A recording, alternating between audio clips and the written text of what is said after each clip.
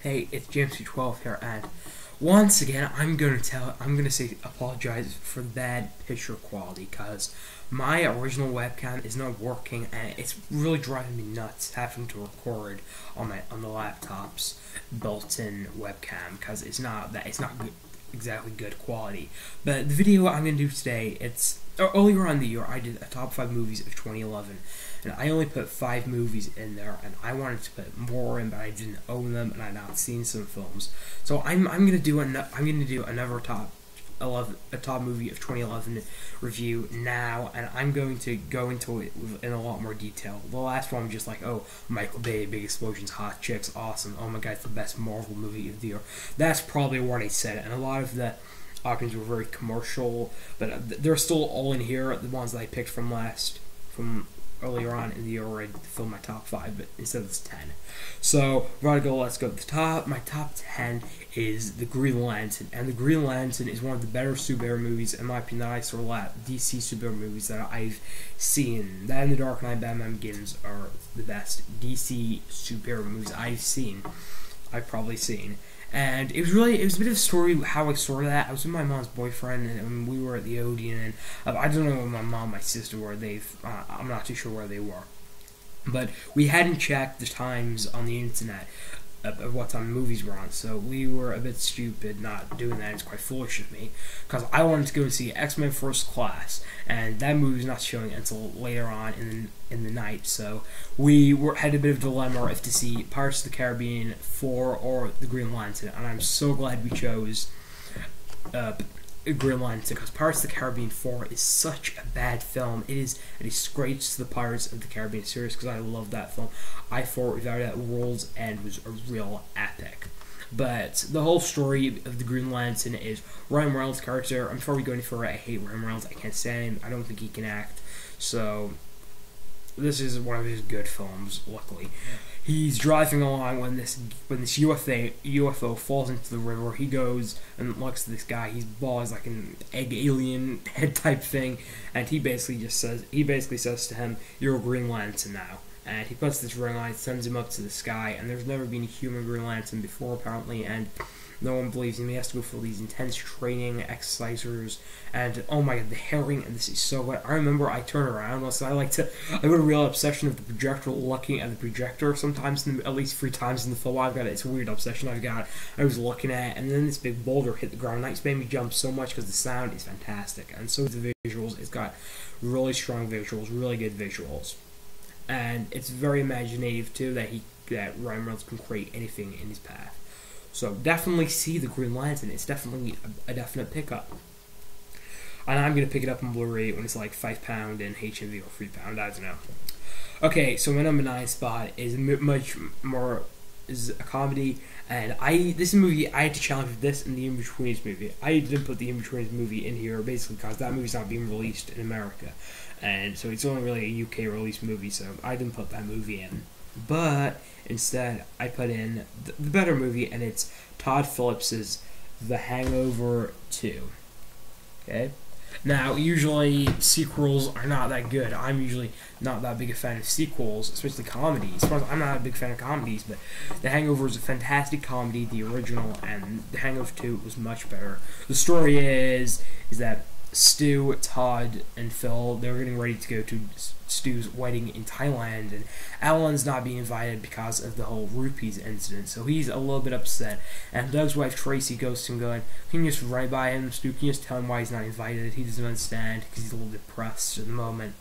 So they go to his house, they tell him he can come, they invite him, and they lose Teddy in Bangkok, and they go for a big crazy quest to find Teddy. And it was a fly. It was a fly, I mean that. And it's coming back to haunt me. Stupid fly. Okay, let's get back to it. They go on a big chase to find Teddy, including Phil getting shot, Mr. Chow dying and coming back to life, and lots of crazy antics in this film, which you've got to see to believe. Okay. Now, my number 8 spot is Disney Pixar's Cars 2. So last year we were given the best animated movie ever made, Toy Story 3, and how could they live up the expectations of that film? And it's pretty much to make the sequel to Cars, another beloved film in the Pixar franchise, and I really enjoyed the original Cars. I prefer this movie even better. It's a big, action-packed Grand Prix where all the best racers in the world come together. When I used to come, that sounds so wrong because I didn't put anything after it, but they come together to race in a big Grand Prix where they have to run on petrol, on energy fuel, and some bad guys don't like that, so they try and destroy all the cars and make them all stick to petrol. No matter is everyone thinks he's a secret agent, so they put him in the picture as secret agent, and they say to him, "Mater, you're the secret agent now. You need to fix this for us." And I liked how Michael Caine was in this movie, but this movie should have been not 15. What I'm talking about, this movie should have at least been a PG, because this film there was missiles flying everywhere. There's big explosions. This bit where when they go to Mater and they say to him, "Hey, you've just woken up in time to see the front review of Lightning McQueen getting death of Lightning McQueen." I'm like, hey, this is a kids' film. The kids are not gonna like this. Kids are gonna be a little bit upset and offended killing one of the stars, trying to kill one of the stars off and making humor about it. So that's another thing. But I really enjoyed Cars 2. It looks really good on Blu-ray. The next movie is a fantastic film. It is a Michael Bay film. It's Transformers: Dark of the Moon.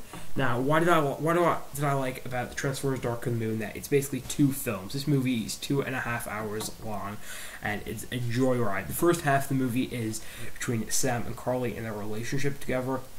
The last hour and 40 minutes is basically just a big bloodbath of Armageddon. And once again, my favorite characters were Terry Skitsum and Josh Duhamel's characters, because I like how there's an army in the movie, and the army fight on the Decepticons side, the Autobots side, not the Decepticons, which I really liked. And Carly, smoking. I don't even know why I'm doing that in my head. Oh my god, when I did that and I switched it to that, it looked so wrong. But who cares? My number, what are we at? 6? Yeah, we're at number 6, I think. Yeah, number 6. It's Harry Potter and the Deathly Hallows Part 2. Oh. How Do You Relive last year's great films? We had Toy Story 3, Inception, and The Social Network. How Do You Relive a great great year of movies? You released the biggest movie in cinematic history, which is Harry Potter and the Deathly Hallows Part 2. This movie should have been nominated for some Oscars. This movie should be nominated for Best Supporting Actor for Alan Knighty, because he does a really emotional portrayal of Severus Snape in this film, which is fantastic. And how Neville comes out in this film to be a really heroic character is really good, in my opinion, too. J.K. Rowling has such an imagination, too, and we've hit 8 minutes on a video, so it's going to take a hell of a lot of time to upload, because I'm doing it via Windows Movie Maker. Usually, for a 3-minute one, it takes like 20 minutes, so who cares? I may upload it on the YouTube one if my webcam will work. So the next movie is Bradley Cooper in Limitless. Power and money, everything. One thing that most people want in the world, and it's absolutely fantastic. A really good film to watch, and I like the whole idea that, yeah, you may have to be the most powerful man in the world, but things go wrong because as soon as you run out, you're gonna die, and the bad guys will want you because they will want this pill, and that's one of the things I really love. I love the big fight scene at the end. And we've nearly hit 10 minutes. Oh my god, it's gonna take like 2 hours to upload. Good job, I got the computer for like another 2 hours. Anyway, so I'm good. And I've got nothing to worry about. This is gonna be worth the time I've uploaded, hopefully. So my number 4 spot is X-Men First Class. Wow. The X-Men series are this and Spider-Man, my favorite Marvel series, without doubt. And X-Men Origins Wolverine is my favorite Marvel movie of all time, and I thought it was really difficult to make a prequel as good as that. I know a lot of people didn't enjoy it, but I thoroughly enjoyed it. I must be the biggest Wolverine fan out there, because I'm gonna probably watch that movie tonight, because I kind of got in the mood to watch Wolverine now. I'm actually gonna do an X-Men Day later on next week, because I'm gonna watch X-Men X2, X3. No, I'm not gonna watch X3. I'm just gonna review that, like, see it, because I've only seen that movie once and I don't want to see it again. But I'm gonna do a big X-Men Day where I'm gonna review all the movies, so that's really good. But this movie's really good.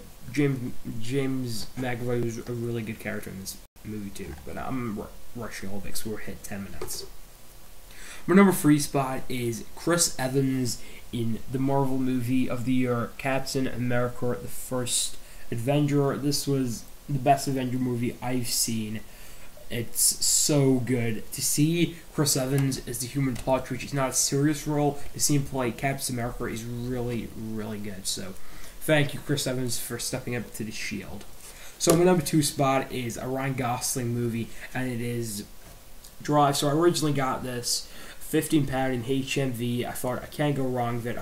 It's going to be a good action film, but it was not. It was not just a good action film, but it was a good drama. There are 2 car chases in this movie, the beginning and in the middle, and you see these both in the trailers, and apart from that, it's not exactly action. There's a gunfight, there's a scene in the elevator, and there's a lot of gore in the film, actually, a lot of blood, but it focuses more on the relationship of Carey Mulligan and Ryan Gosling's character. And I actually read the book first, because I'm a big reader, and because this movie was in 18 in the cinema, so I couldn't go and see it, I read the book to see what it was like, see what I was expecting the movie. And I did it for the book. It had a lot of backstory in it, and Irene actually got shot, and Benicio gets sent to an orphanage, like the first quarter of the film, which was the first quarter of the books, which was a big surprise. But that's a really good film. It's Al Brooks as the villain. It's over that he's a bit charming, because you don't see him as a bad guy, because he's a bit where he kills Shannon in the film, which, I'm sorry, another spoiler! Yeah, you're doing a lot of spoilers at the moment, James. Which, I don't care. Spoilers are good. Spoilers are good. So I'm going to spoiler warning this, unless I'm going to put spoilers be warned. But it's a really good film. Warrior. Tom Hardy and Joel Edgerton and Nick Nolte, the performances of the year, should have won it Best Picture. Without a Best Supporting Actor for Nick Nolte. So Tom Hardy's character Tommy, he's an ex-Marine in the Army, and he goes up to his dad, Nick Nolte, and he wants him to train him to go and Sparta, the big martial arts contest. And his brother Brendan, played by Joel Edgerton, he is a teacher by day and a fighter by night, and he's just trying to get the money in to pay the rent, or him and his wife and daughter are gonna get kicked out. And it is such a good, dramatic, emotional movie. It is, in the end, the battle that you've got to face your brother off in the end, because that's when the movie is, he has to face his brother, and it's absolutely phenomenal. Pick Warrior up whatever you do.